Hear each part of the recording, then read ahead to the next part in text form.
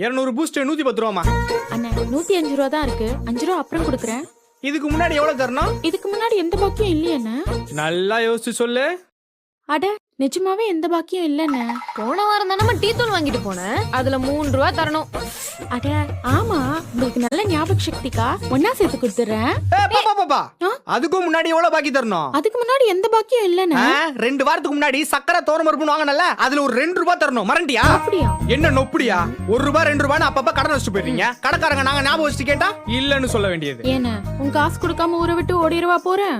ஐயோ அப்படி இல்லம்மா, தினமும் 5-10 லாபத்துக்காக காலையில இருந்து ராத்திரி வரைக்கும் உட்கார்ந்து எந்திரிக்கிறோம். அதையும் நீங்க மறந்துட்டு போனா நாங்க என்ன பண்றது? சரிங்கக்கா, இனிமே மறக்க மாட்டேன். எல்லாத்தையும் எழுதி வச்சுக்கோங்க. நாளைக்கு முதல் வேலையா வந்து எல்லாத்தையும் கொடுத்துறேன். அட சரி விடு மாமா, எழுதி வச்சுக்கோ, கொடுத்துருவாங்க. கிழிப்பாங்க. கடன் கொடுக்கவும் முடியல, கொடுக்காம இருக்கவும் முடியல.